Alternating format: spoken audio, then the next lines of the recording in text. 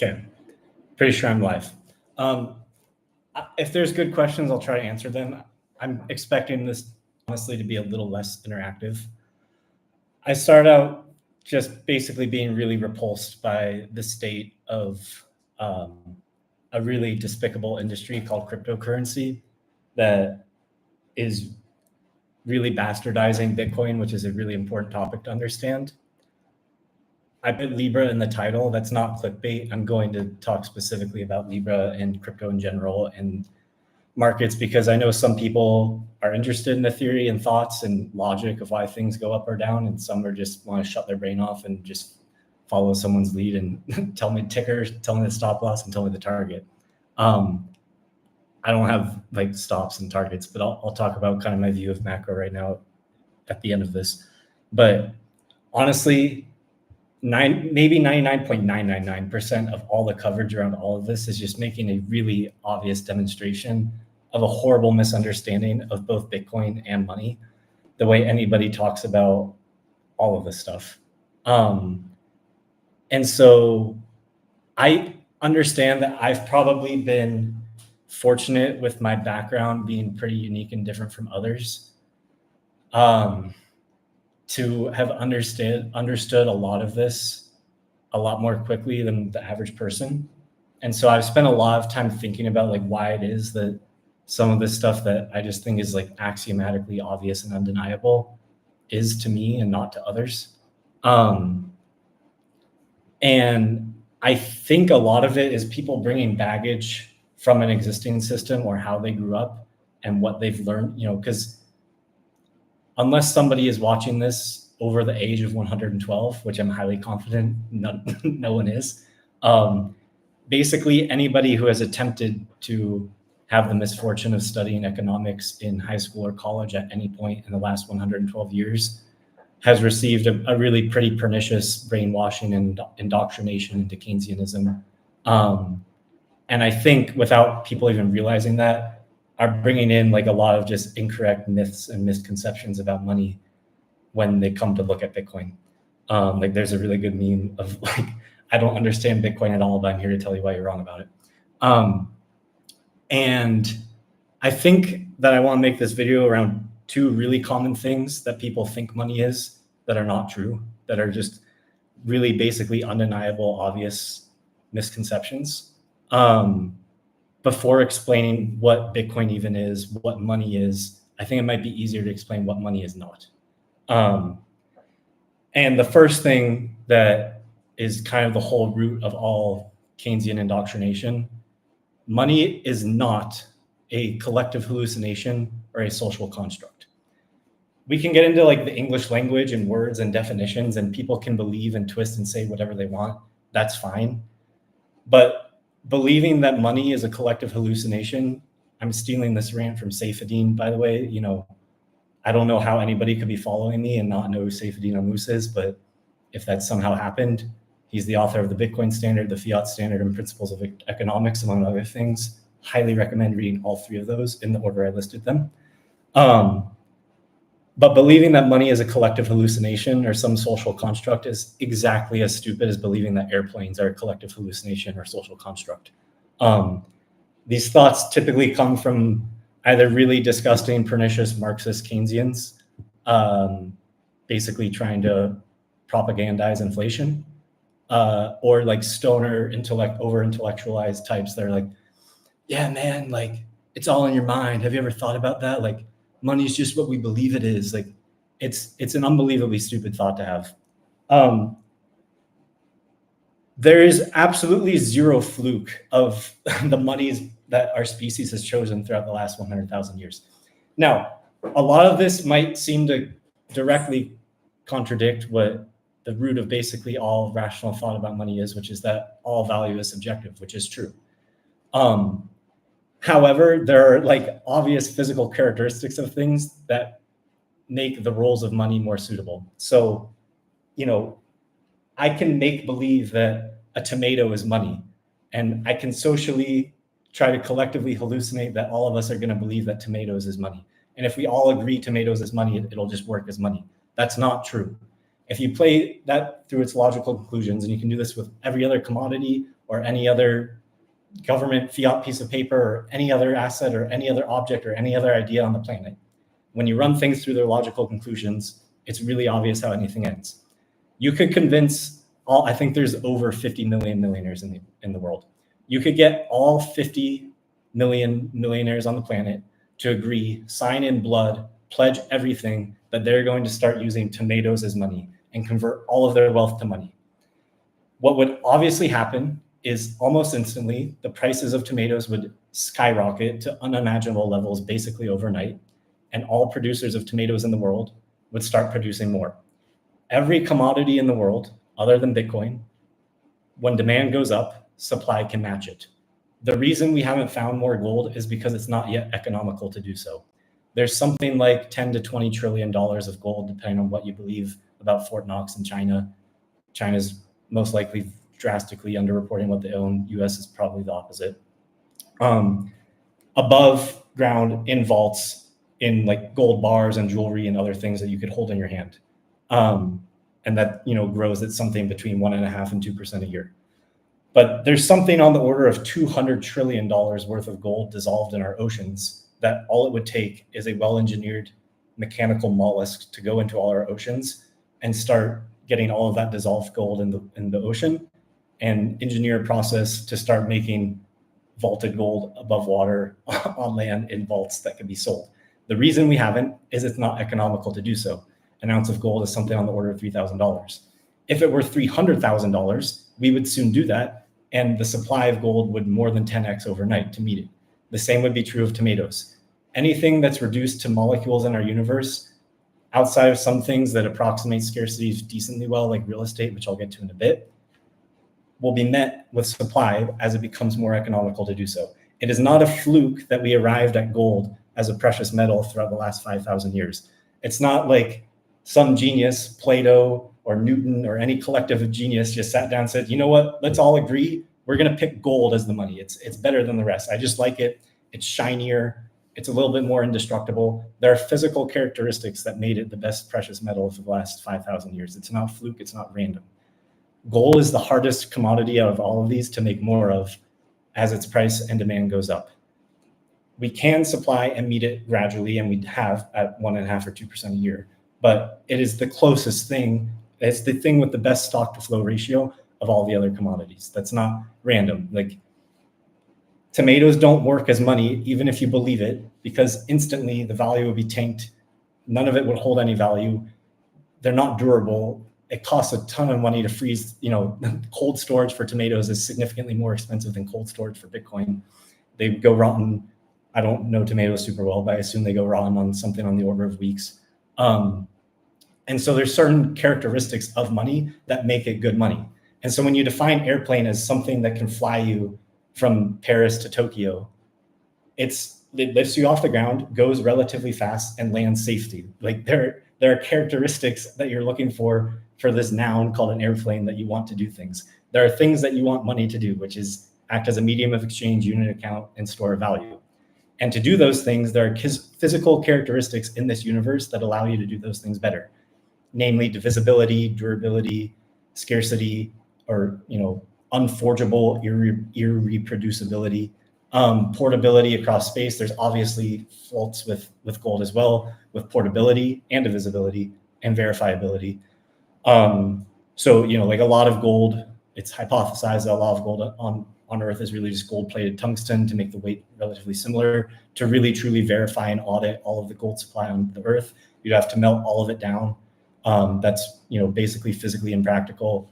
Obviously, it's not at all portable across space. You can't spend $5 billion of physical gold from Costa Rica to Tokyo in the span of 30 minutes for 50 cents like you can with Bitcoin. It's incredibly not portable across space.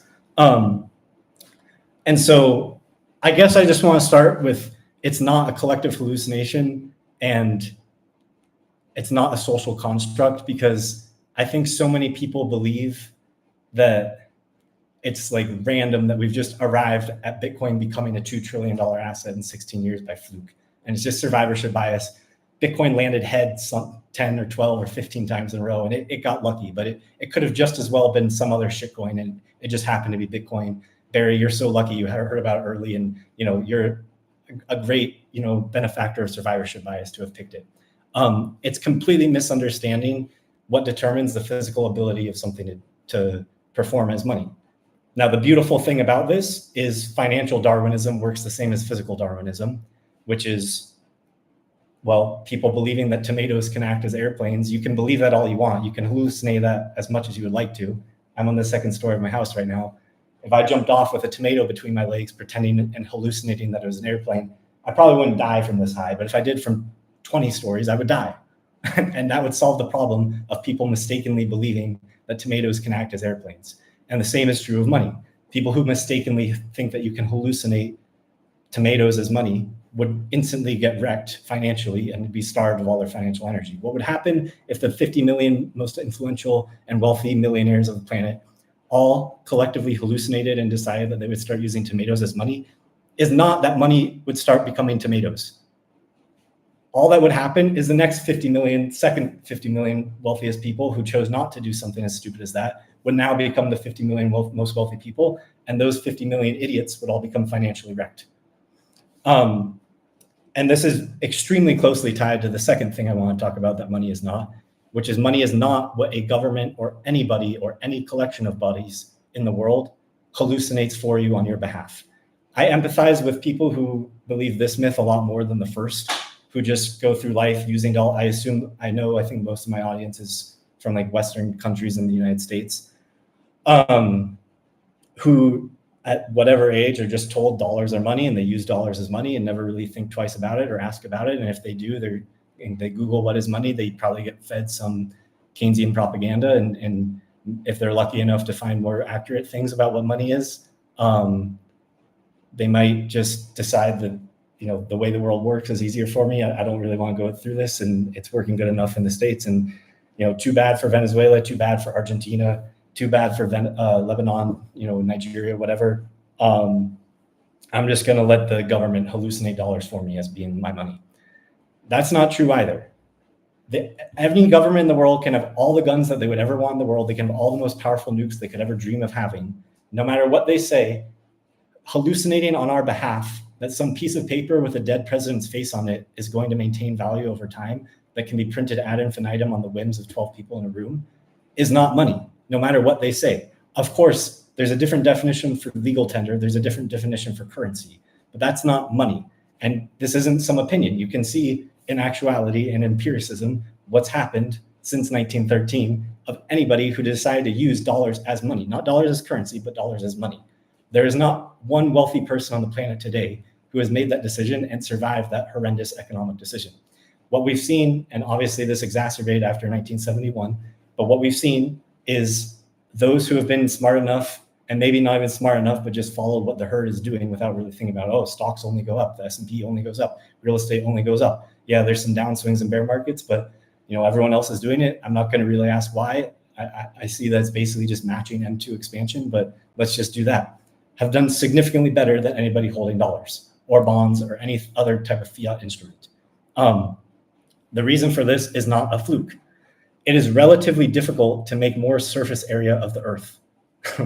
Real estate acts pretty well as a scarcity. Of course, there's certain exceptions like, the Palm in Dubai, they can make new islands like that, and skyscrapers are sort of an exception to the rule in dimensions. And the difficulty adjustment of the supply growth rate of real estate is very stepwise linear. It's not smooth like Bitcoin working in 2 week or 2,160 block intervals. But eventually at some point in the next 200 years, as we become multiplanetary, there's obvious massive shocks to the supply of real estate as well. But for the time being, it's pretty unrealistic to think that we're going to make more Miami Beach real estate. Now, there's obviously risks and flaws with lots of real estate. Most people would obviously prefer Miami Beach real estate to some random suburb in the Sahara Desert in Africa. There's obviously risks with natural disasters. There's all kinds of expenses with maintenance and upkeep. There's property taxes. There's tremendous counterparty risk in the nation state that it's within. So, the nation state your property is in has to win every single war it's a part of while you hold it. It has to not decide to become some egregious property tax, which already basically moves the half-life of the property to If you're lucky, something on the order of 30 to 50 years already with property tax. But you can see, of course, the more scarce, more desirable places, Santa Monica, Paris, Tokyo, Manhattan, Miami Beach, whatever, have monetized a lot better than, you know, random lots of farmland in Kansas. But by and large, the average of all of this has grown at something on the order of, let's call it 8 to 10%, which is what M2 has expanded at, which is what S&P has grown at. And what you see when you look at more of these over time is really none of these have monetized greatly. They've all basically just survived with M2 expansion. And so if you're watching this and still believe the idiotic lie of CPI being any meaningful metric for anyone other than 5-minute candle day traders on the days that it's announced, it means absolutely nothing. And really, if you're lucky and have used dollars and been, you know, the world reserve currency of the world, you've been inflating at something like 8 to 10% a year, not 2 or whatever they lie to you and tell you what it is by changing some random manipulated basket of good every month.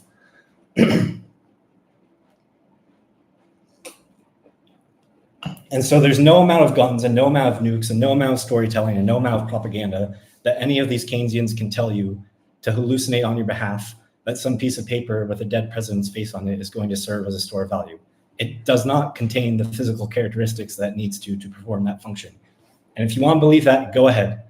But I will tell you the perils of making that decision will be the same as believing that tomatoes can act as an airplane. It can't.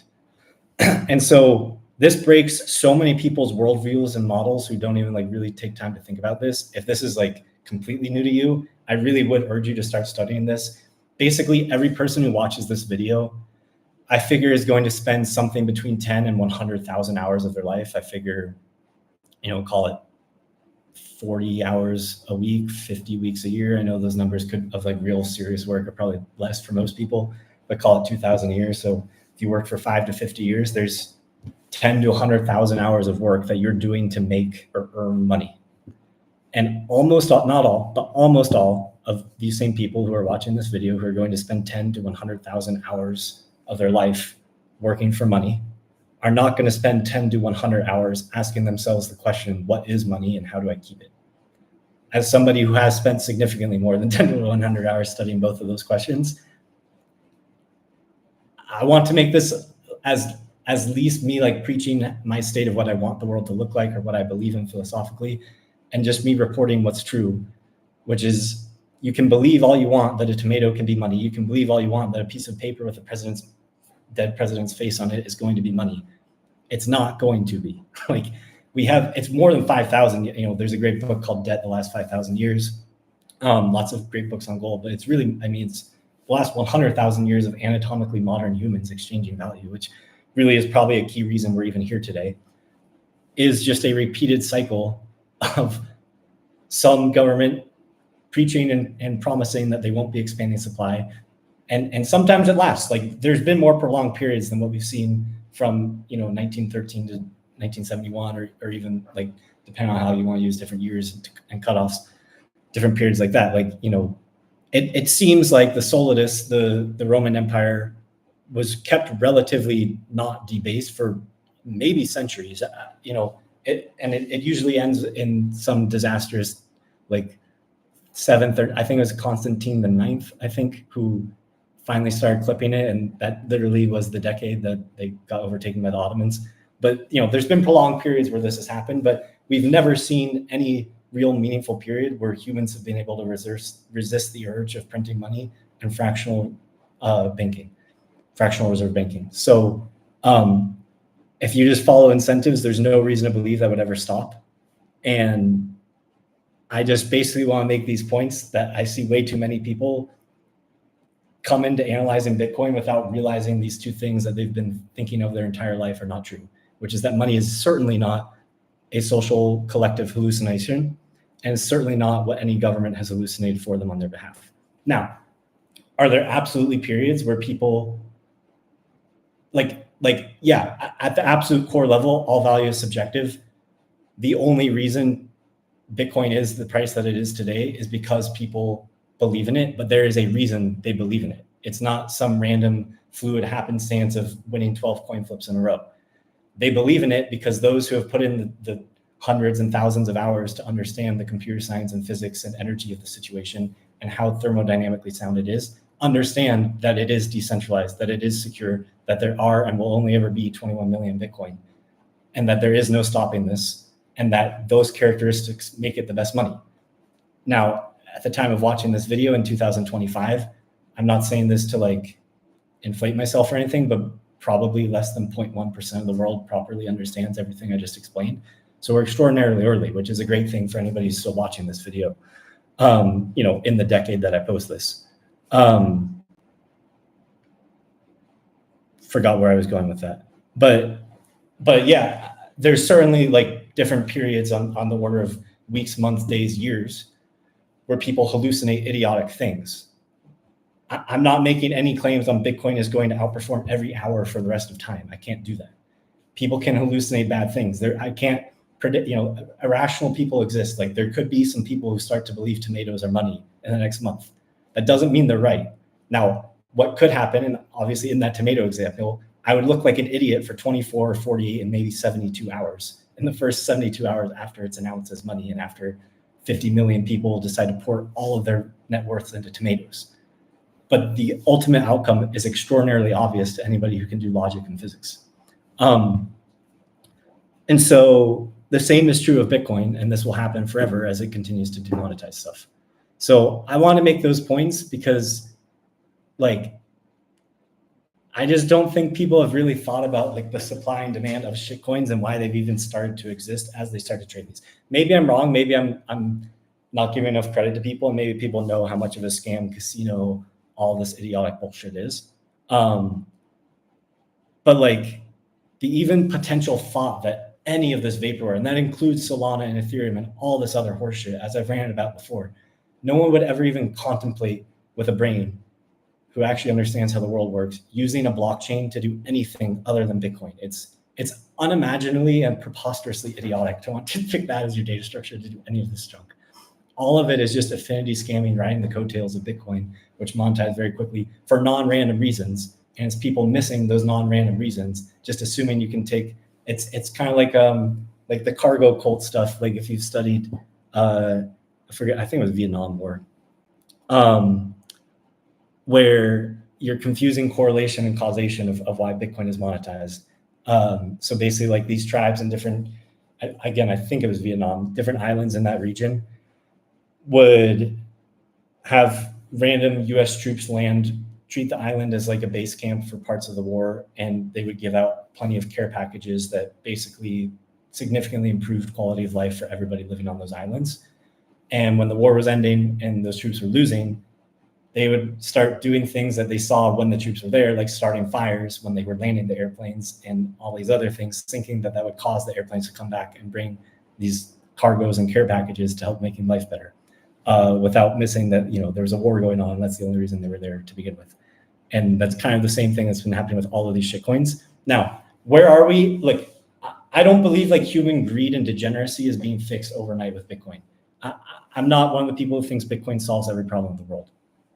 I do think it probably fixes like half, like truly like half to maybe like 60 or 70%. I really believe that. And crucially, compared to like other things people like spending time on, Bitcoin solves like 50 to 60, maybe 70% of all the problems in the world, like within our lifetimes. Like this is something we can actually do. Like it's not some pie in the sky.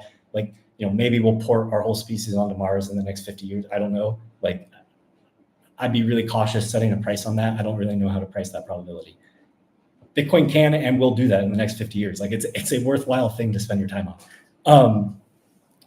But that said, I don't think it fixes everything. I don't think cycles of greed are going away ever, or at least let's not say until we evolve past some of our like survivorship traits of wanting the most for the least, that we needed to basically get here. I mean, I don't think that would be like really weeded out of our genome, probably based on my study of this, for at least 1,000, probably more like 10,000 years. And I can't even like begin to think about how our species might look then. And so I don't think that's going away. I don't think every single shitcoin ever is going to zero tomorrow. Obviously, I think all of them are going to zero against Bitcoin in any long run. But what I think we're starting to see with this cycle is, as I've brought up before, a lot of the shitcoins preyed on at least like charlatanism, like pretending to be smart. So like Ethereum, to somebody who knows nothing about computers or Bitcoin, oh, it's Turing complete. Bitcoin, it's really simple. Alice can send Bob money. Alice can hold money. That's it. There's nothing. Who cares about that? Ethereum, you can make unicorn fart dust on the internet. Wow. And you can make decentralized and name only DeFi finance, like unbelievable. And all these scam like liquidity pools. That's so NFTs, holy shit. And if you don't know anything about money, you don't know anything about Bitcoin, you don't know anything about computers, and you have this guy Vitalik and Joseph Poon and Joe Lubin and all these idiots on stage basically going through smart contracts and all these different idiotic proof of stake, it's bad for the environment, all this stuff, you might fall for it. They pretended to be something, even though anybody with a pulse knew that it was all full of shit to begin with. And so that allowed for like a lot more longer cycles because a lot more idiots can believe that for longer.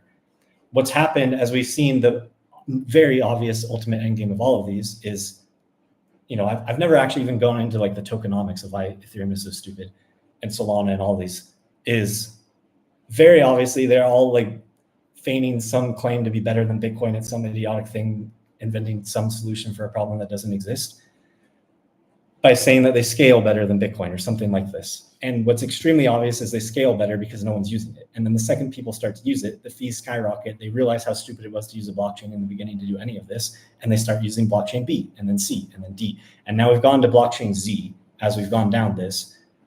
And people are finally just not even doing the grift of pretending to believe there's even some like bullshitted imaginary fake utility that never existed to begin with, like all of crypto ever was for the last decade.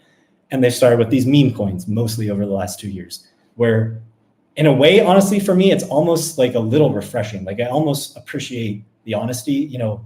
Everything pre-meme coins was just so intellectually dishonest and grotesque and stupid that it felt a lot more scammy and yucky to me. At least these meme coins don't even purport or pretend to be any utility.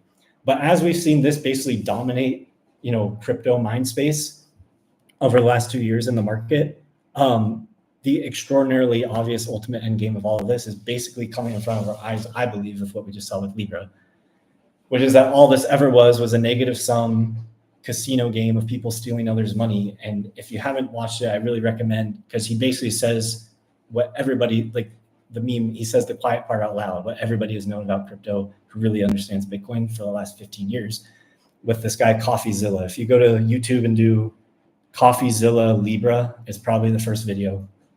It's probably an hour long. I would listen to it, but this guy Hayden, I don't even know these people's roles. He's like the shitcoin strategy advisor for some of these shitcoins. I don't know. They did like Trump and Melania, and now this guy Milei with Argentina, who is unfortunate. It's clear that he doesn't really properly understand Bitcoin at all. I don't know why any of these people do anything other than just like obviously look at what El Salvador is doing and copy it.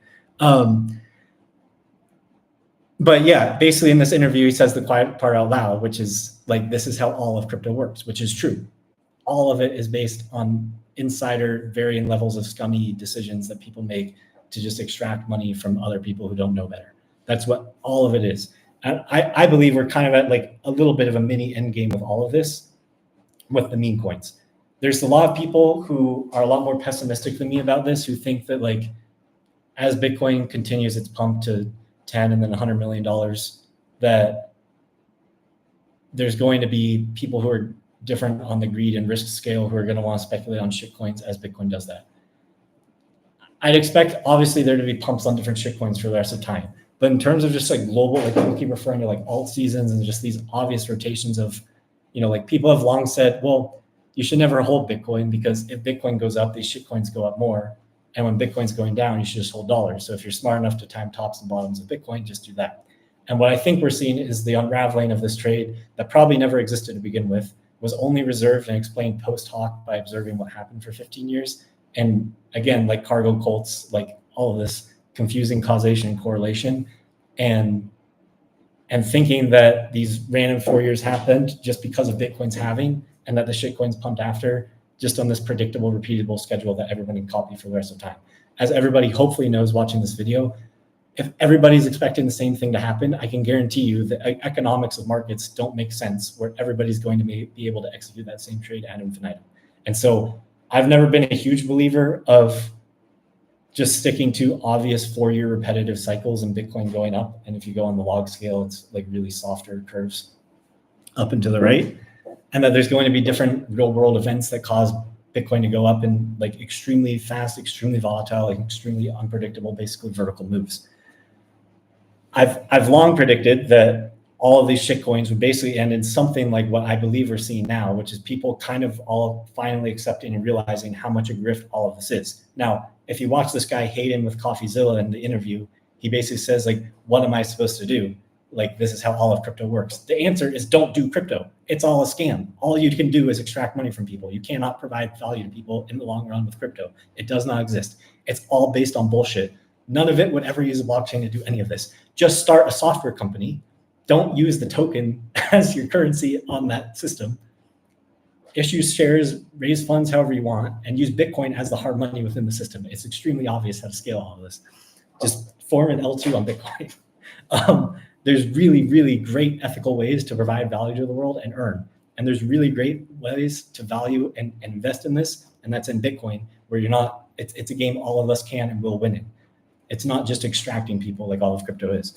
And so I believe, hopefully people will start to realize this. Now, as all of this shitcoin crypto gambling money goes to zero over the next decade, some people will still so mistakenly confuse any of this for having anything to do with Bitcoin, and unfortunately miss, lots of that money flowing into Bitcoin. But in short, basically Bitcoin dominance is going up and to the right.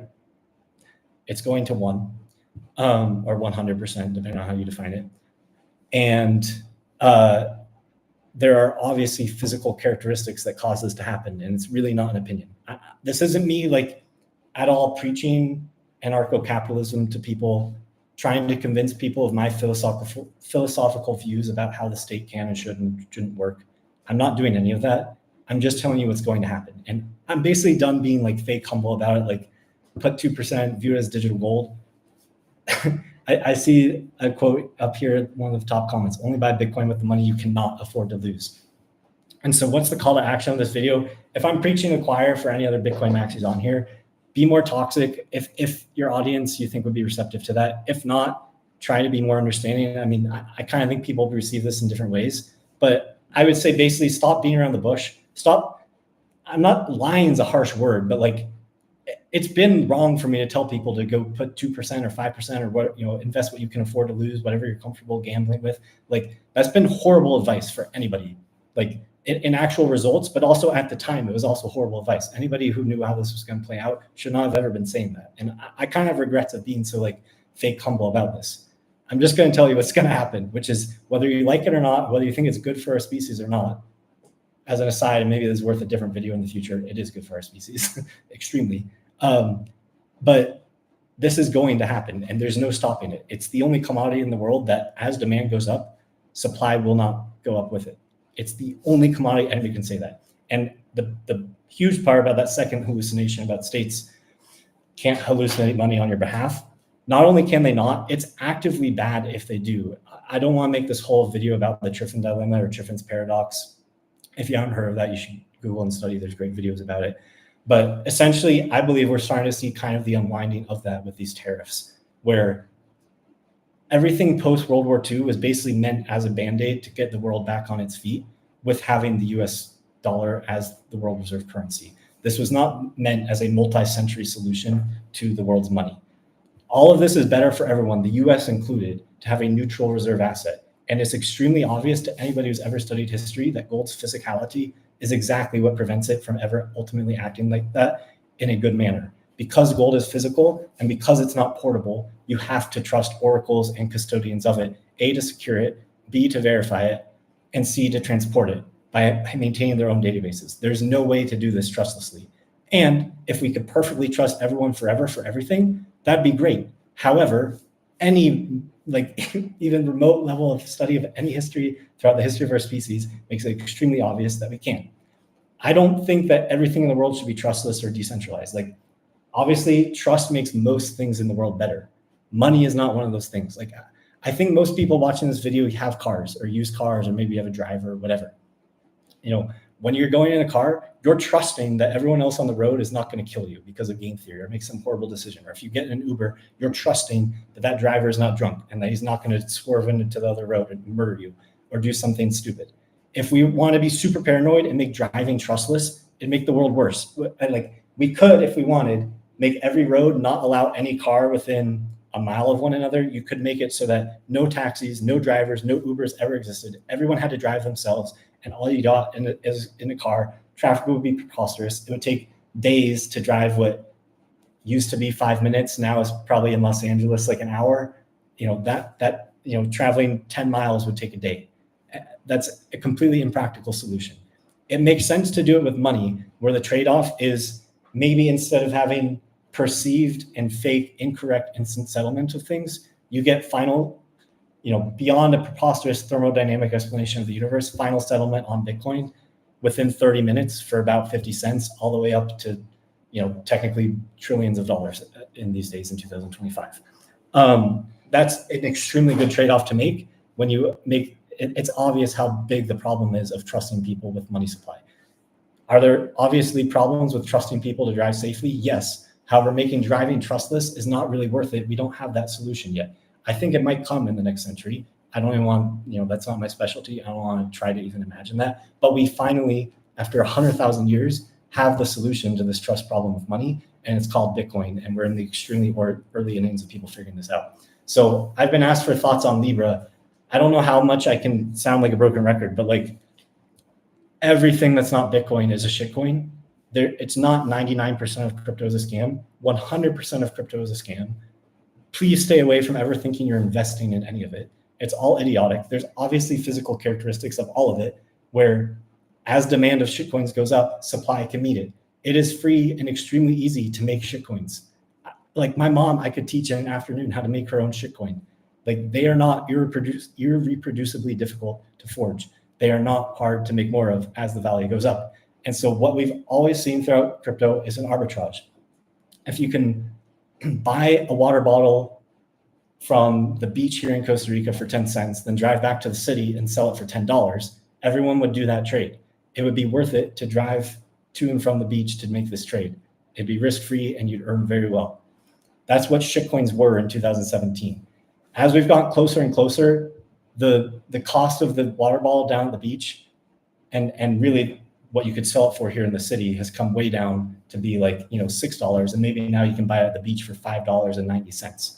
And now that arbitrage is like 10 cents. And I think we're in the top, if not the bottom of the ninth inning, hopefully, of people finally realizing none of this ever had value to begin with.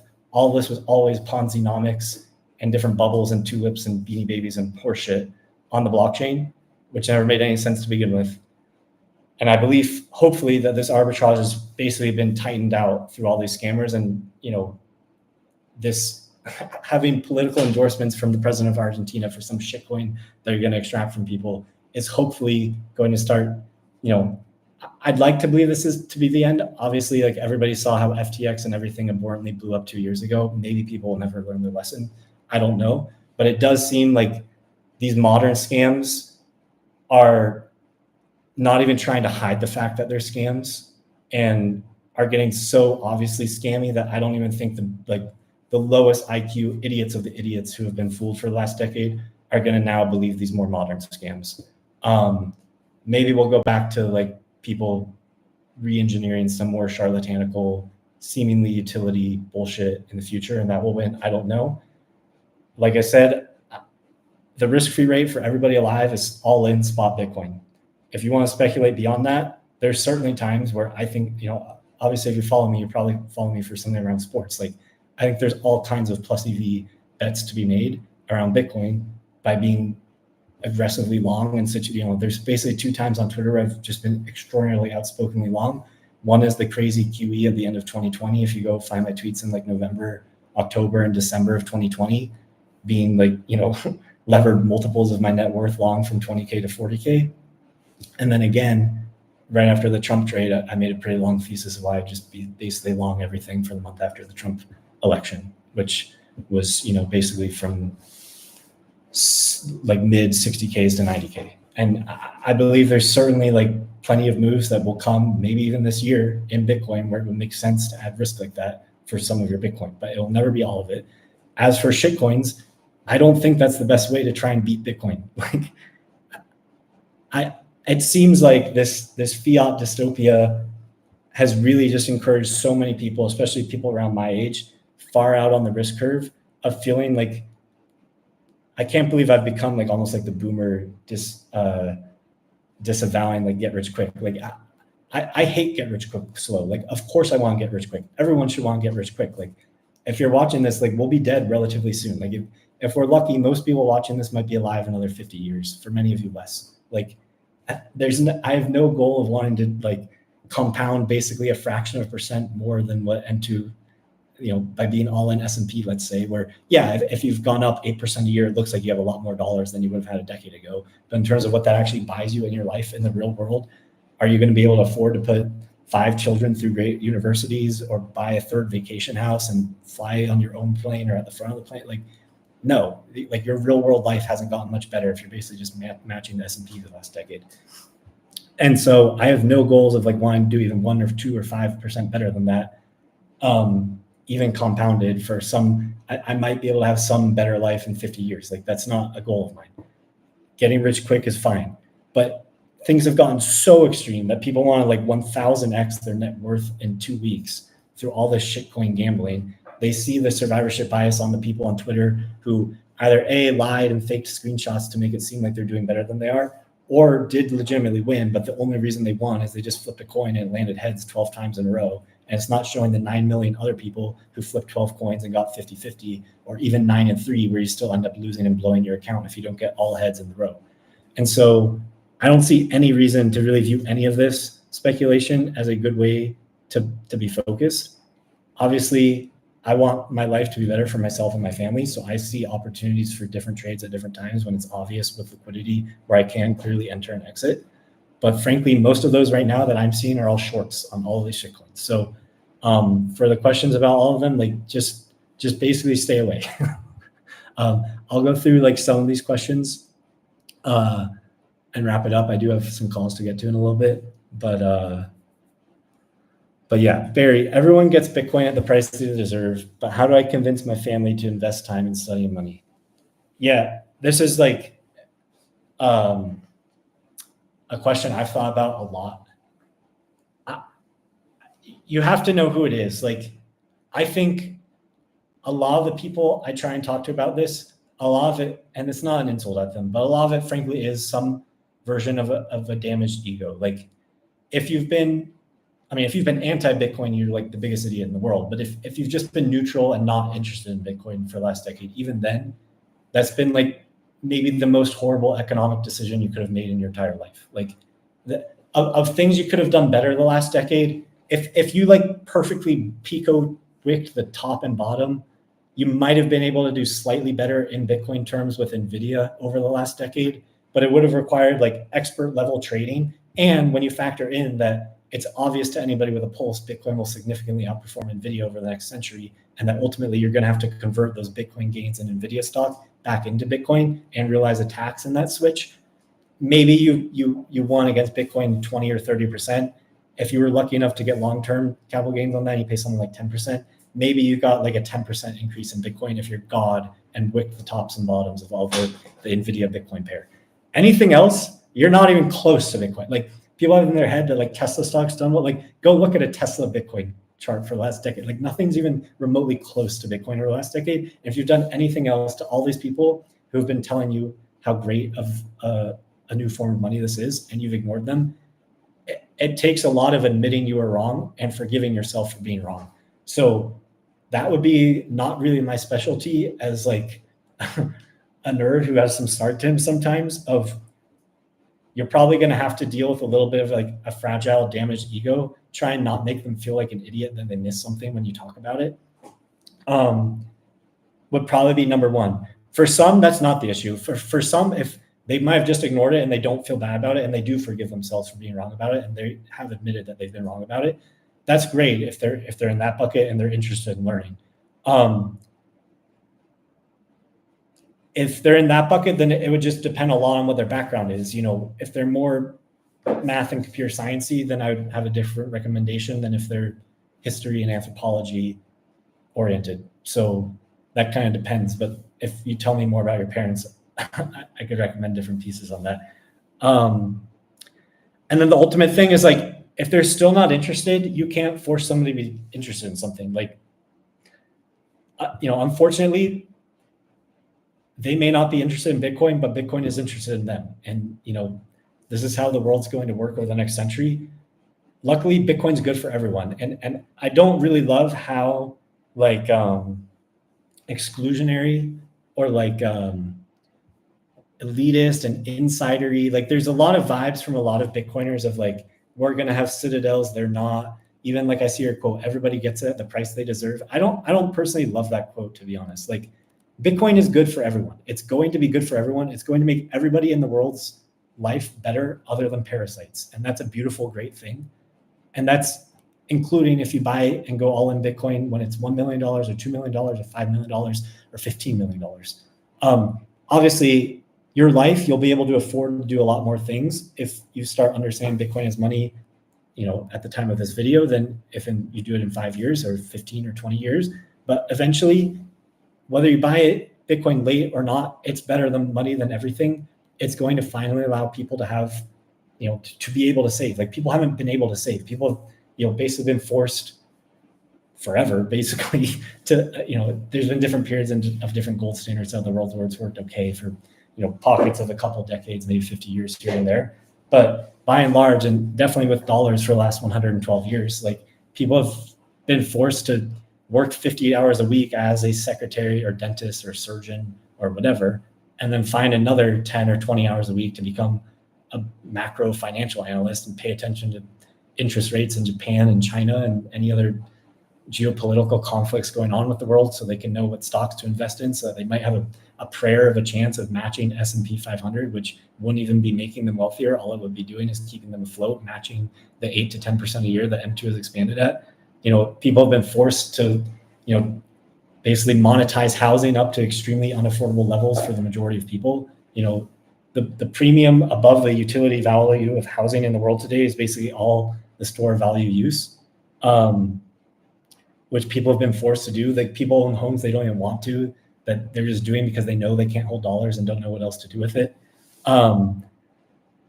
And that's just a really broken system. I forgot what I'm going on there. Sorry, I get kind of ranty with this, but yeah, like, back to your parents, like, ultimately this is going to happen. I wouldn't waste a lot of energy on like feeling bad about it. If you've tried your best, Bitcoin's going to outcompete everything else. Like, ultimately, if you're a billionaire and the fiat system's working great for you, you don't, like, obviously Saylor always says, like, you'll study it when you have a need to know. And so if you live up in the mountains and you live in extremely comfort, like in a mansion with servants everywhere and maids and drivers and chefs, and, you know,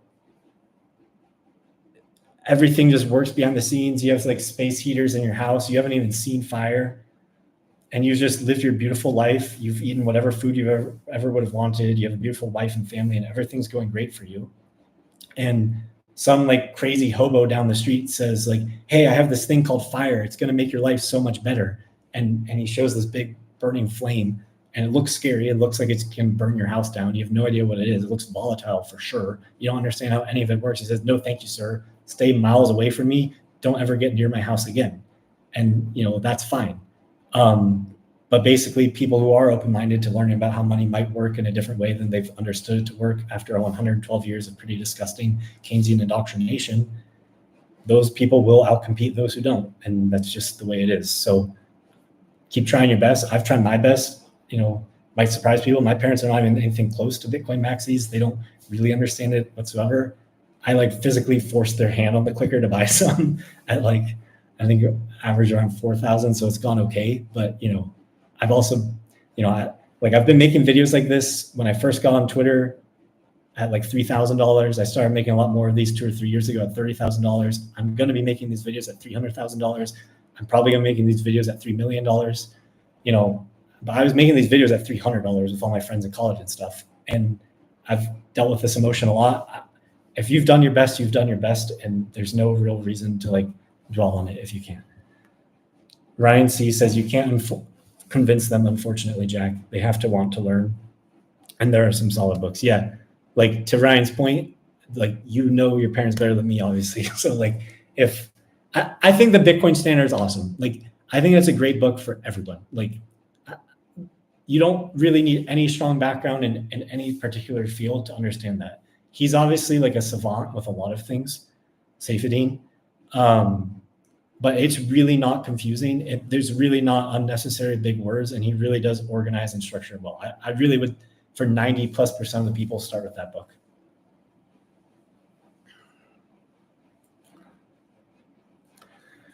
Andrew asks, what will happen when Satoshi's Bitcoin is moved after quantum computing? So that's a little bit of a misunderstanding that I've seen explained by a lot of people. So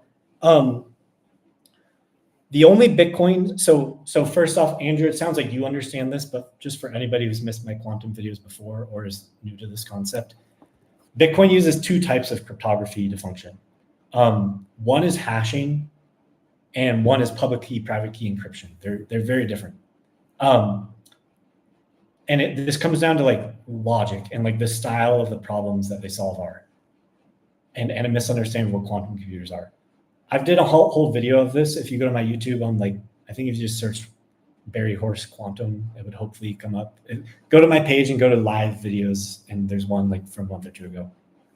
I'm not going to do that whole rant here, but really the only possible quantum threat, even if you're like the biggest believer in humans becoming smart and fixing things, would be the public key private key encryption, which breaks something called ECDSA, elliptic curve digital signature algorithm, which probably will be broken with quantum computers probably in about the next 100 years. I'd be closer to 100 than 20, probably, but like it could easily happen in my lifetime, and like I would not be blown away if it happened in the next 50. What happens there is actually, as far as we know, not specifically all of Satoshi's coins. There's something on the order of, call it 500,000 Bitcoins, where they are partially spent Bitcoins from mined addresses that are using the old address schema that would be able to use quantum computers breaking ECDSA because the public key is there in plain sight, and those Bitcoins would be up for grabs. As far as we can tell, Satoshi's coins that he mined, you can look into the forensic analysis of all of this, are pretty unspent, maybe 100% unspent. And so Satoshi, or some people call it Patoshi when they do like the forensic analysis with aliases, his coins to me don't look very like mineable or hackable from ECDSA breaking from my perspective, because those public keys are not in any plain sight on anybody's version of the blockchain on any node anywhere in the world. Now, maybe what Andrew you meant by your question is what happens when the Satoshi era coins get mined? They will get moved. So it's possible that people controlling those Bitcoins today are not all dead or decapacitated. Like it's possible some of them purposely want that how it is now and just haven't moved them because they're not immediately threatened by quantum computers. It's possible. As that becomes a greater threat in the next 50 to 100 years, right now the solution basically exists today. Like you can just send it to like a batch 32 address, like an address that starts with BC1, let's say. And so like there's almost nothing to fix. Everything else from the people who are dead and decapacitated, yes, those coins will like effectively be mined by people who figure out quantum computers before the rest to break ECDSA, to basically figure out the private key for those public keys that are in plain text that control those, let's call it roughly 500,000 Bitcoins. And so that would be like a 2.5% shock to the market. Now, I could be wrong. Maybe they would just, I could see a lot of different things happening. I've thought about this a lot. And again, like there's a decent chance this happens after everybody watching this is dead.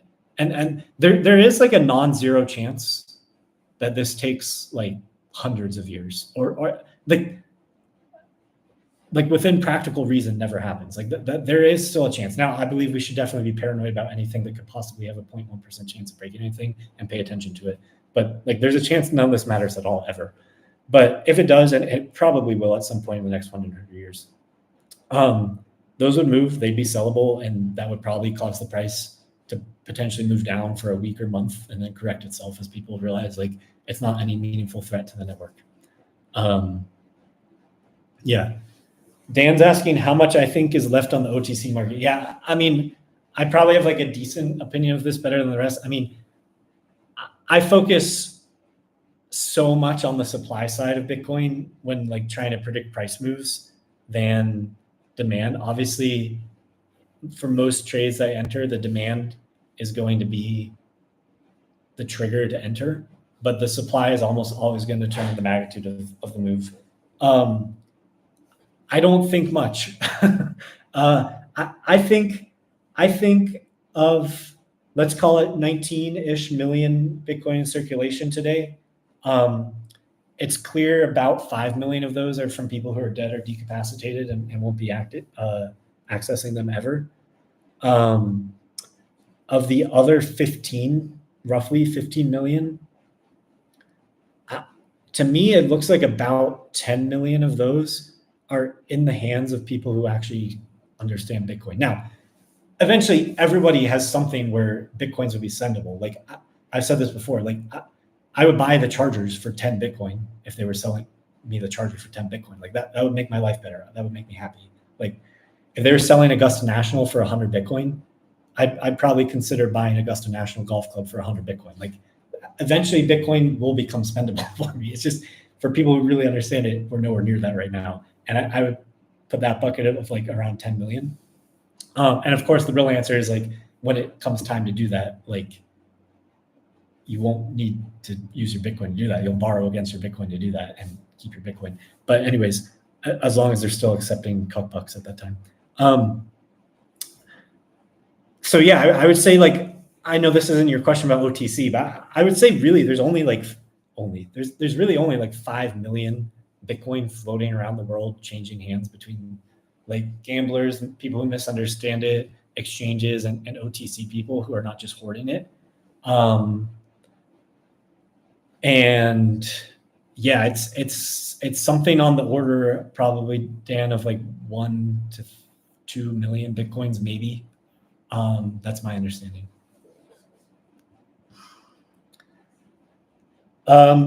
I just realized I have to get on a call in a couple minutes, so I have to wrap this up. I wasn't planning on going this long anyways. Yeah, look, so calls to action. If you're maxi already, be more maxi. if you're like Bitcoin interested or Bitcoin curious or have some Bitcoin, or maybe you were convinced to buy 2 or 5 or 10% portfolio in Bitcoin at some point in the last decade, and it's become more than that, but you don't really understand what you own, keep studying. People ask, is now a good time to buy Bitcoin? If you're asking that question, I promise you the answer is no. If you have to ask that question, you clearly haven't understood it. So if that's a question you have, start studying more. There's lots of great places.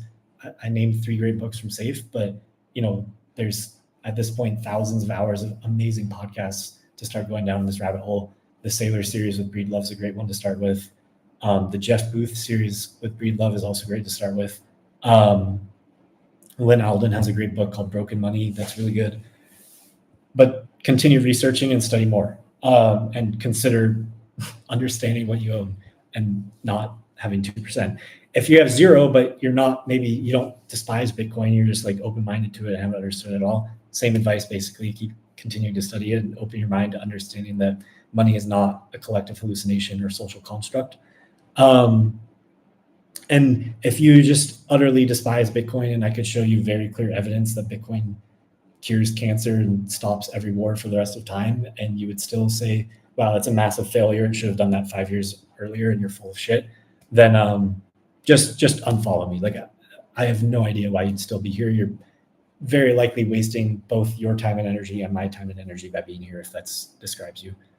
So those are the calls to action. Thank you for listening this long.